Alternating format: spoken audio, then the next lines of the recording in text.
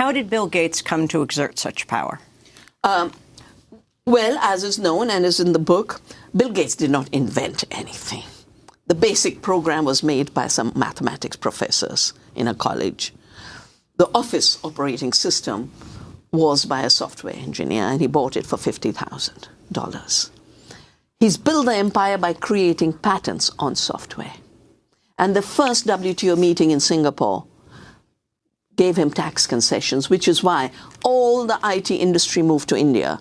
The fact that Silicon Valley became India's Silicon Valley is because they could save $40 billion annually by paying lower wages for the same work.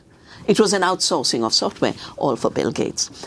He, with his accumulation of money and making any communication system illegal, like the communication system through real currency and forcing digital payments, he's the one who gains, because all the software for all the digital economy, he collects rents and royalties on that. And then he started to put some of his money into philanthropy. And everyone thinks, wow, he's such a generous man. He gives so much. But I've done an analysis in the book. Every place he gives to is his former future markets. I'll give you a simple example. So the first generation of GMOs, the BT cotton, the Roundup Ready soya and Roundup Ready corn, have started to breed super pests and super weeds. So now they're trying to get new GMOs based on gene editing and gene drives. In gene editing, not only is Gates financing the research, he has created a company for the patents.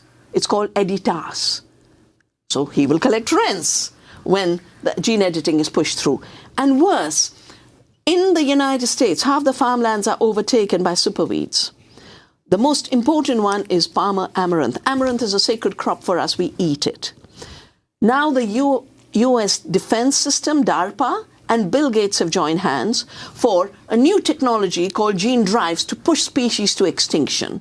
And they want to drive the amaranth to extinction. And there's a footnote in that report saying, oh yeah, there'll be a food security impact on India. They eat amaranth. No, there'll be a food security impact on the world. This is an acceleration of the race to extinction. It is immoral. It should be made illegal. A recent report by Oxfam India reveals billionaire fortunes in India increased by 35% last year as the poorest remained in debt. Globally, Oxfam found that billionaires' wealth increased by 12% in the past year, with the 26 richest people owning the same amount of money as the world's poorest half, the world's poorest 50%. Economic inequality hits women and girls the hardest. This is Oxfam Executive Director Winnie Byanyima speaking at the World Economic Forum in Davos last month. So last year alone, we saw billionaire wealth increase by $2.5 billion every day, while the wealth of the bottom half of humanity, $3.8 billion, was dropping by $500 million a day. I'm here in Davos to call on governments to wake up and take up their responsibility and tax fairly, tax wealth, and put money in the public services that people need.